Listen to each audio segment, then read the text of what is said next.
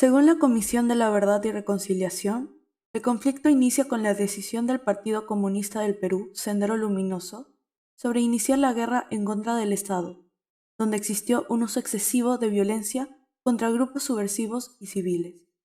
Esta violencia duró años, siendo víctimas de zonas marginales social y económicamente. La imagen de las víctimas son campesinos indígenas. Debido a la decisión de Alan García de seguir un plan heterodoxo para enfrentar la inflación, ocurrió lo siguiente: la restricción del pago de la deuda externa, mantenimiento del estatismo, se forzó la distribución de riquezas, congelamiento de precios y el aumento del sueldo mínimo. Esto causó fatídicos resultados en la economía peruana. Aunque García trató de abandonar el plan, el país estaba en una situación peor. Había una inflación de 7000%, el paquetazo y violencia terrorista.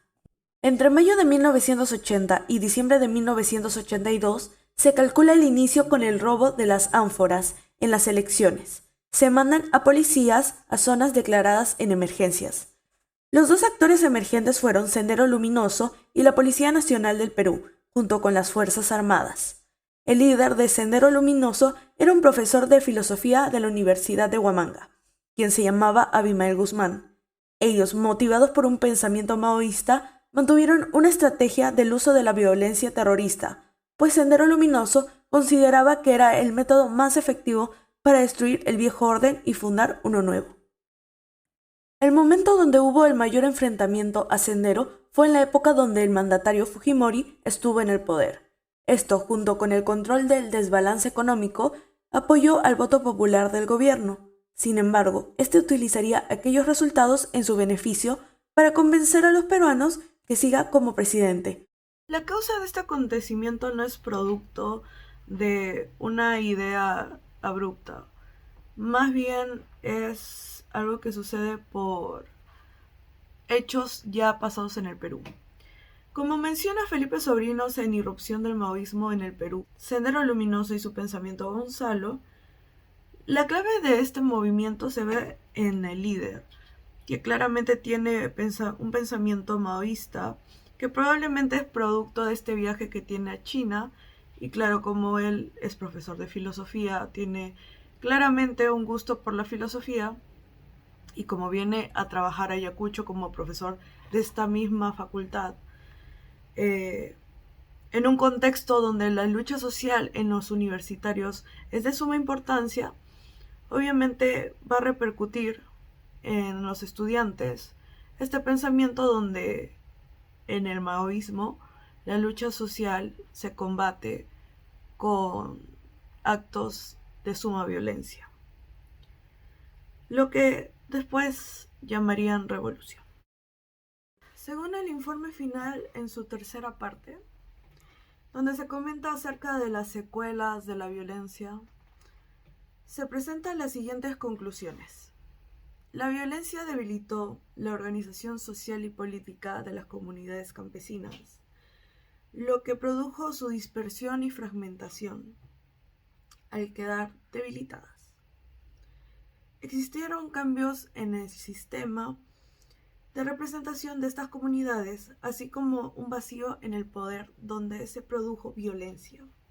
Se manifestó autoritarismo en la reproducción de prácticas violentas y violatorias de los derechos. Y obviamente esto produjo menos confianza en las autoridades por parte de estas comunidades. Me llamo Tania Coloma. ¿Me podría decir cuántos años tiene, por favor? 59 años. ¿Me podría describir el impacto del conflicto según su perspectiva en la sociedad de aquella época? Sí, bueno, esto fue gradual, ¿no? Esta guerra interna fue porque poco a poco estos movimientos revolucionarios tomaron control, yo asumo por desidia del gobierno, ¿no? Y por las desigualdades en la sociedad, porque las zonas agrícolas nunca han sido atendidas, nunca han sido apoyadas. Entonces esto creó mucho resentimiento, ¿no? A mi parecer justificado, porque Todo se centraliza, quizá ahora menos, pero en esa época todo se centralizaba en Lima y se desatendía y no se tomaba atención a las necesidades del campesino.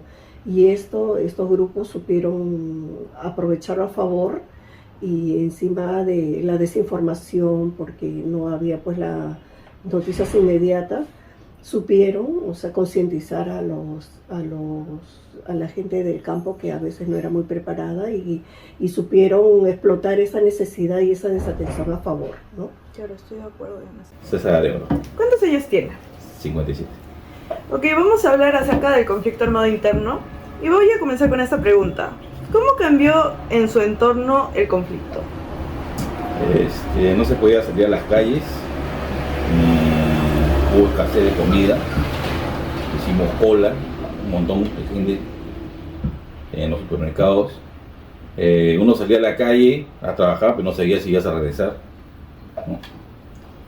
Policía que subía a un micro, todo el mundo se bajaba porque era carne y cañón para los terroristas. O sea, no sabía quién era un terrorista. Un terrorista era una persona común y corriente, o sea, no tenía un uniforme, no se sabía diferenciar, o sea, no podía. ¿Sí? En ningún momento podía explotar una bomba, caminabas, no podía ir a una fiesta, una reunión, apagones, y todo eso, ¿no? Claro. No, algo estable, ¿no? Y mucha gente que quiso poner un negocio no podía poner porque lo destruían, pero los terroristas, ¿no? Aparte que ellos decían que apoyaban a la masa pobre, pero sin embargo los mataban también a los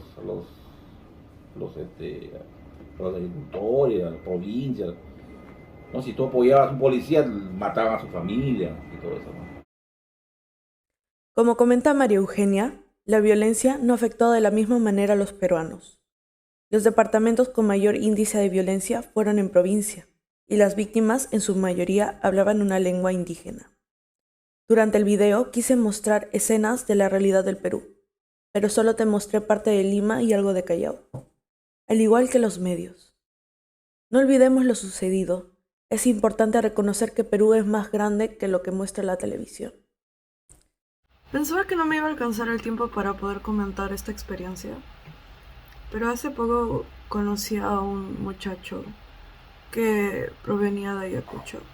Dijo que se llamaba Gonzalo y no le tomé importancia, pero noté que esperaba una reacción, porque ya luego comentó que en su universidad sí tuvieron una reacción respecto a eso. Luego ya cuando dijo que su hermano era Lenin, ya me dio la impresión de que era porque tenían tal vez este pensamiento de que por ser de provincia, por ser de Ayacucho, podía ser comunista, podía ser terrorista. Y me comentó acerca de algo súper interesante, que como digo, no lo tenía preparado porque en realidad no pensaba que me iba a alcanzar el tiempo para poder hablar de esto. Que era acerca de una canción que le comentó su abuela, que ellos hablaban, que ellos cantaban cuando iba a venir un terrorista. Que cuando busqué la información, me pareció que la historia aparece de esta canción. La comenzaron a cantar cuando venían a matar a estudiantes. Aquí está. Se llama Flor de Retama. Es un himno popular que tiene un profundo significado cultural, histórico y político de Ayacucho y en otras regiones de los Andes peruanos. Fue compuesta por el cantautor ayacuchano Ricardo Dolorier Urbano en 1969 en Huanta. Su significado es la resistencia y lucha social y la memoria colectiva.